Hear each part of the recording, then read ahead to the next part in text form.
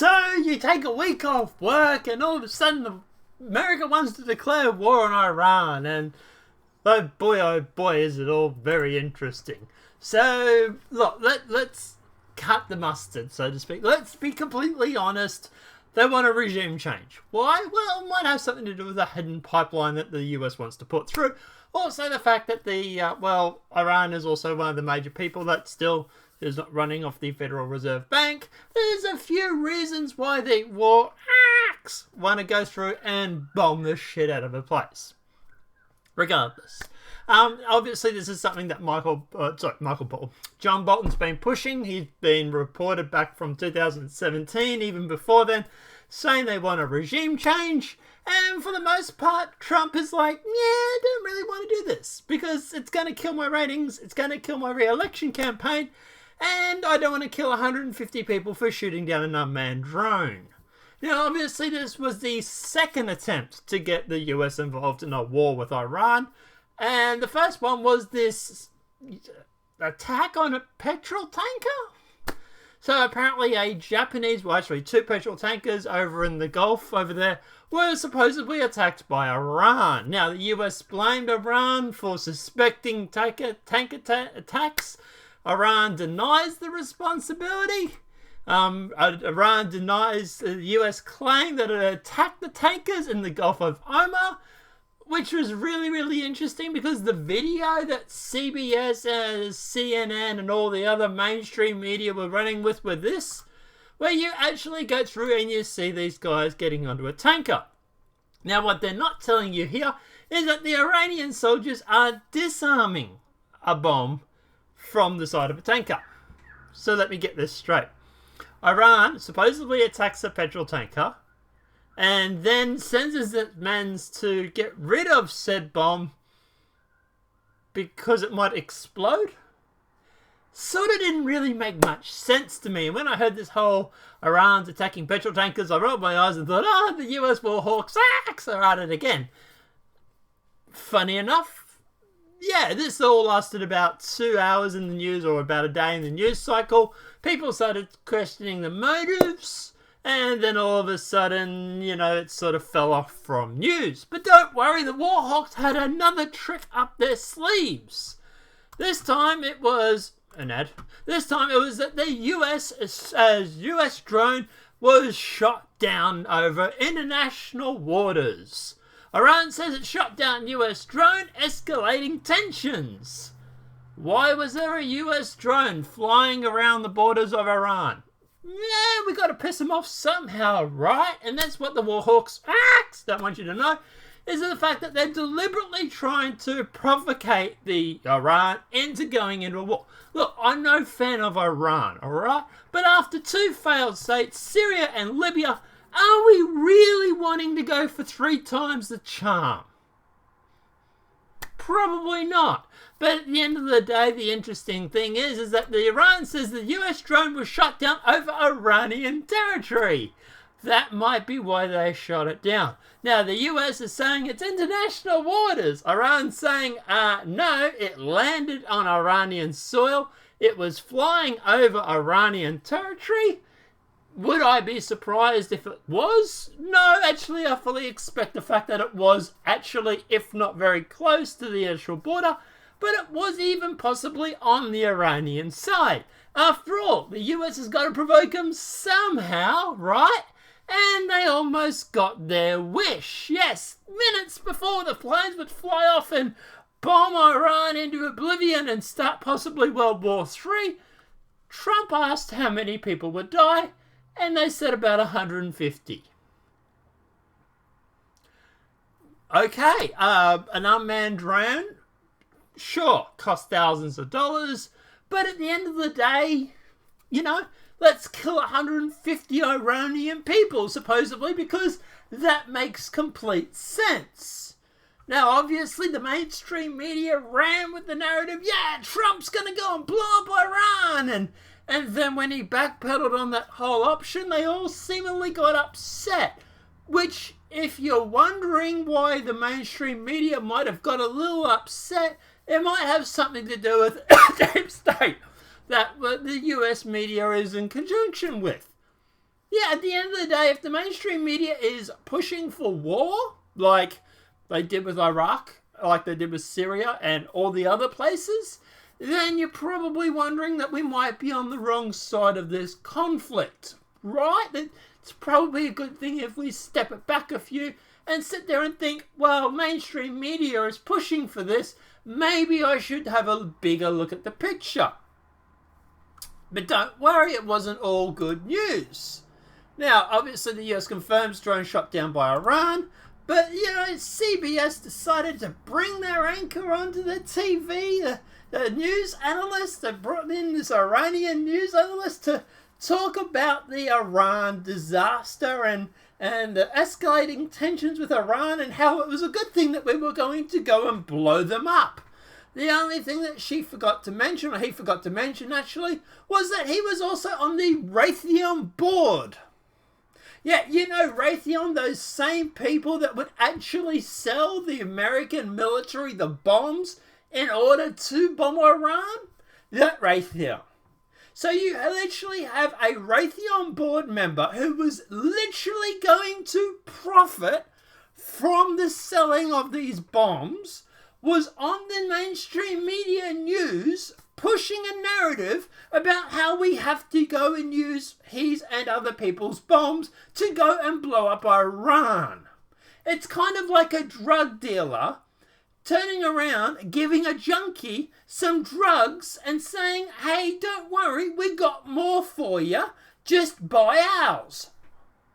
Great news. No wonder Trump decided to backpedal.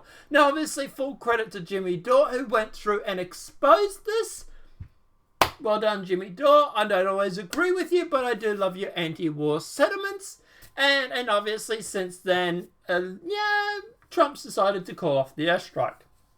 Literally 10 minutes before they were going to start dropping bombs from most likely Raytheon and other companies, he decided to ask the question, how many people are going to die? We got the 150 number, and then obviously he had, look, it's not really worth it, I'm stopping that, and he cancelled the strike.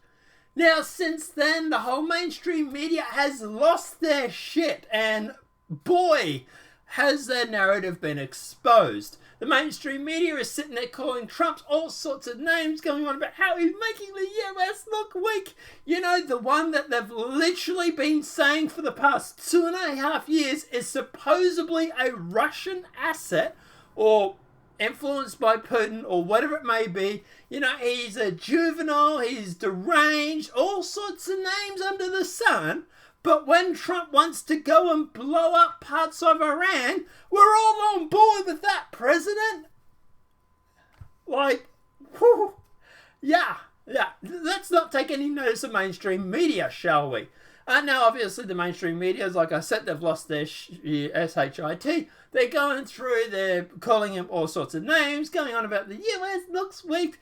In fact, the only person who hadn't done this was Tucker Carlson, sorry, who actually went through and, by the way, surprised he still has a job, because I'm surprised the deep state hasn't fired his ass. But Tucker Carlson has gone through and put up 2 really, really good videos exposing this. And to be honest, I'm just going to let these videos play. I don't care if Fox News wants to copyright strike this and, take the demonetization money that I'm not going to get anyway.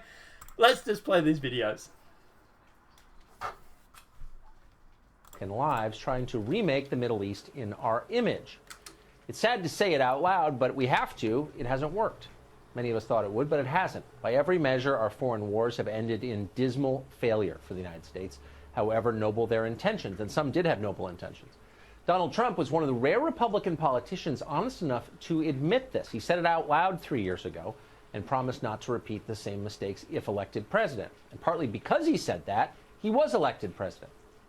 Now something fascinating is happening. The very people, in some cases literally the same people, who lured us into the Iraq quagmire 16 years ago, are demanding a new war, this one with Iran. The president, to his great credit, appears to be skeptical of this, very skeptical. Iran recently downed an unmanned American drone. The president, speaking today, seemed to suggest this shouldn't necessarily trigger a conflict with Iran. Watch. Iran made a big mistake. This drone was in international waters. Clearly, we have it all documented. I would imagine it was a general or somebody that made a mistake in shooting that drone down. And fortunately, that drone was unarmed. There was no man in it. And it was over international waters, clearly over international waters. But we didn't have a man or woman in the drone. We had nobody in the drone. Would have made a big difference, let me tell you. Would have made a big, big difference. I find it hard to believe it was intentional, if you want to know the truth. I think that it could have been somebody who was loose and stupid that did it. Now, at the end of the day, the whole international waters thing, like I say, Iran's claiming it wasn't. The US claiming it was. To be honest, if you ask me, would I be surprised? No, I wouldn't be surprised if it was in Iranian airspace. Like I said, military-industrial complex, we've got to provoke them somehow. They're not going to go declaring war on themselves. So at the end of the day, I'll be very surprised if it was in international waters. Personally, I would side with Iran on this, just because I know what the military-industrial complex is really like. But let's keep going. So that's not nearly bellicose enough for the permanent foreign policy establishment in Washington, many of whom crave a war with Iran and see every provocation as an opportunity to start one. Senator Lindsey Graham, for example, says Americans ought to be ready to fight and die for shipping lanes on the other side of the world. Watch. So here's what to watch for. If the Iranians follow through on their threat to start enriching again at higher levels, to basically take their enrichment program to a kind of a nuclear level in terms of a weapons grade production, Israel's in a world of hurt. So the best thing the president can do is stop that. And how do you stop that? To make Iran understand you're not going to let that happen. I think he should put their oil refineries on a target list, that he should look at sinking the Iranian Navy if they attack shipping again. Uh-huh. Now, is anybody surprised by that? Probably not. Look, at the end of the day, Lindsey Graham, I'm not surprised he's a little bit war hawkish.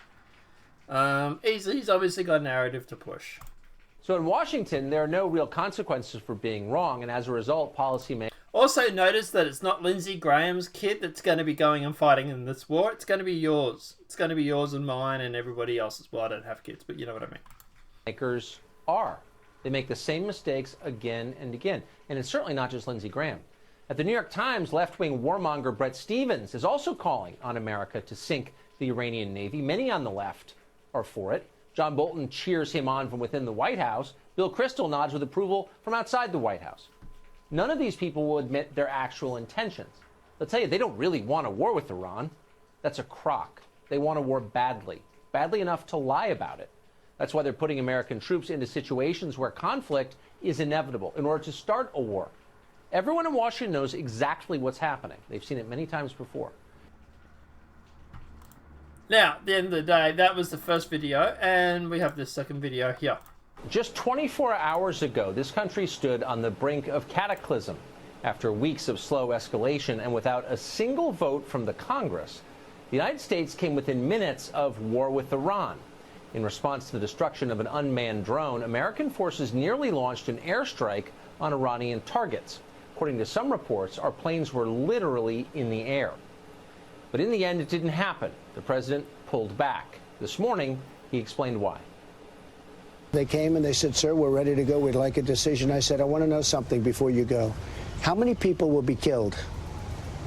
In this case, Iranians. I said, how many people are going to be killed? Sir, I'd like to get back to you on that. Great people, these generals. They said, came back, said, sir, approximately 150. And I thought about it for a second. And I said, you know what? They shot down an unmanned drone, plane, whatever you want to call it.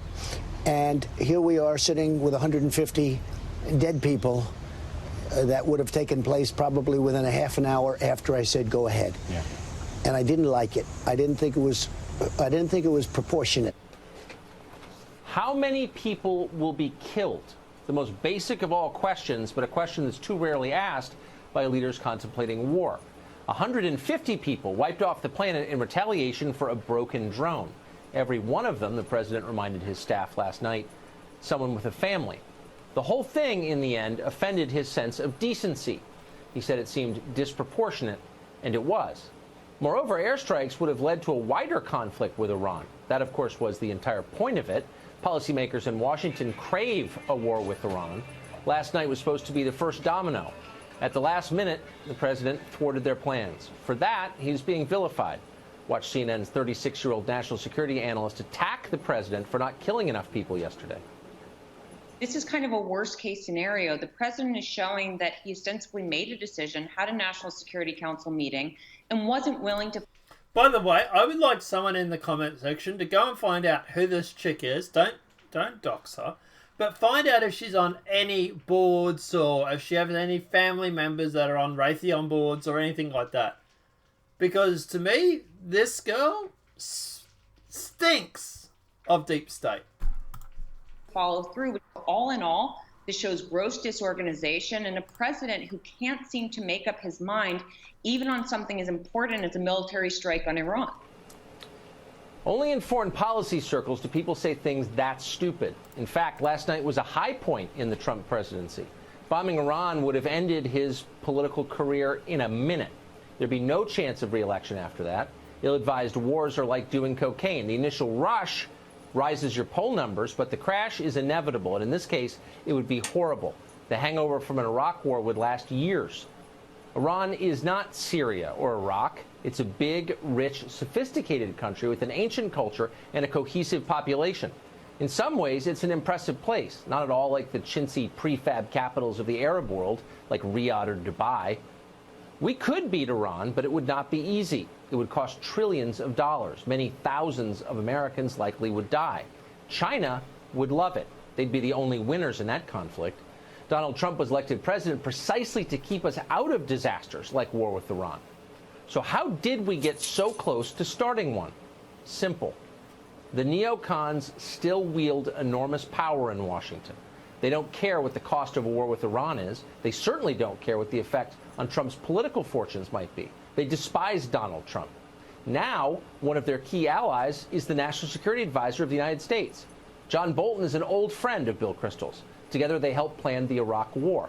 When Bolton made it to the White House, the neocons cheered. Left-wing New York Times columnist Bret Stephens took a break from attacking Donald Trump to celebrate his hiring. Stephens assured MSNBC viewers that John Bolton was a great choice because he would push the president toward war. He is not the sort of caricaturish hawk that he's been made out to be in some corners of the press. I think. I have to laugh every time someone talks about. I presume they're talking about Bolton there. Like, are you serious?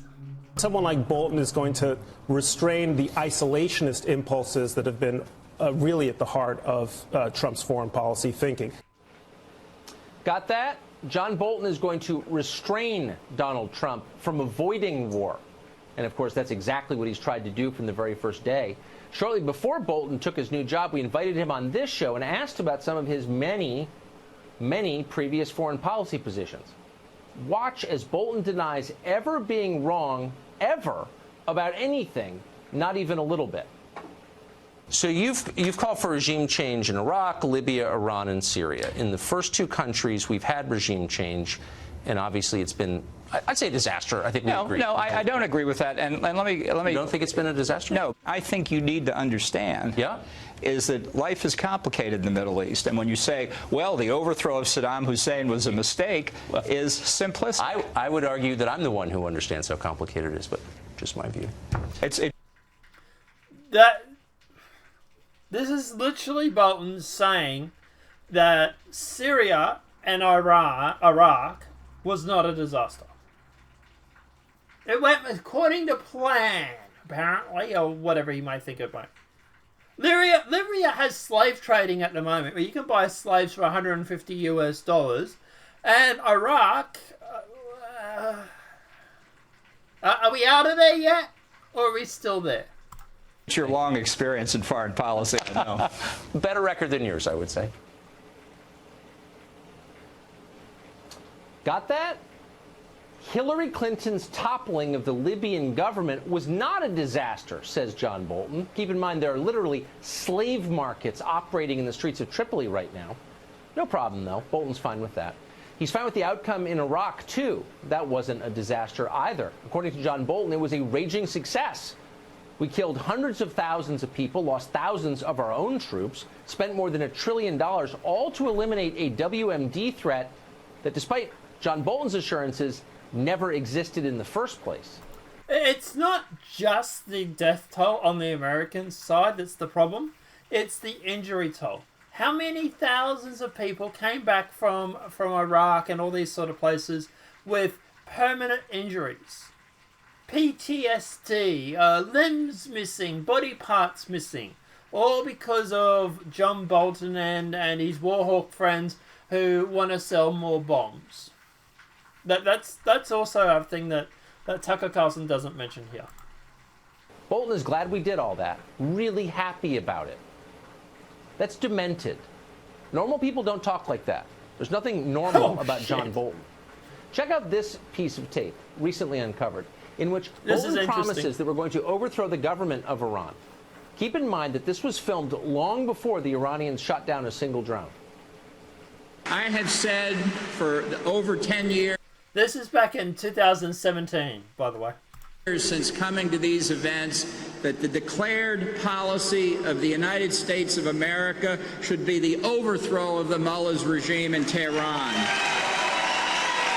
And that's why before 2019, we here will celebrate in Tehran. Thank you very much. Just to reiterate that, by the end of 2019, funny how that works out, we're going to celebrate being in Tehran.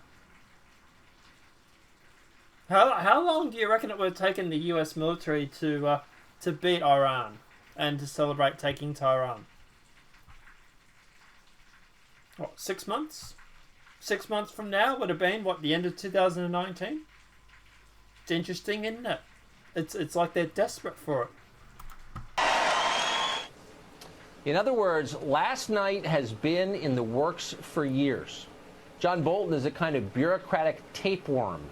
Try as you might, you can't expel him. He seems to live forever in the bowels of the federal agencies, periodically re-emerging to cause pain and suffering, but critically somehow never suffering himself. His life really is Washington in a nutshell. Blunder into obvious catastrophes again and again, refuse to admit blame, and then demand more of the same. That's the John Bolton life cycle. In between administration jobs are always cushy think tank posts, paid speaking gigs, cable news contracts. War may be a disaster for America, but for John Bolton and his fellow neocons, it is always good business. Now, obviously, at the end of the day, it's not just the left that's also pushing for war. We also had Ben Shapiro jumping on the beating that old war drum there, Ben. Maybe a vested interest there, but regardless. But at the end of the day, look, what's my view? What's the takeaway on all this? I'm glad that Trump pulled back. I really, really am. Okay, I'm no big fan of Iran, but getting the US into another war, which is deliberately something that he was not wanting or supposed to be doing, that was one of his election promises. That he was going to be a I can't think of the word now, I've forgotten it. Non-interventionist, where he was going to pull back and look after America. Make America great. Well, at the end of the day, you can't keep going making America great when you're sending their men and their children off to war to die in somebody else's bloody feud. And that's what this was. At the end of the day, anything that's obviously got the mainstream media triggered like this is obviously a great thing. And at the end of the day, it's exposed a lot of the war cons and the people that are secretly pro-war, Ben Shapiro, for what they are. At the end of the day, I reckon good on Trump. Good on Trump for pulling back, and I think he did a good thing here. But at the end of the day, guys, let me know what your thoughts are in the comment section below. What are your thoughts on this high Iran situation? Do you think at the end of the day that Trump did the right thing? Do you think he did the wrong thing? Let me know what your thoughts are in that comment section below. Apart from that, guys, obviously this video has been helpful. Please smack that like button. If you're new to the channel, welcome and subscribe. Apart from that, guys, we'll see you in the next demonetized video from YouTube. Have a great day and enjoy.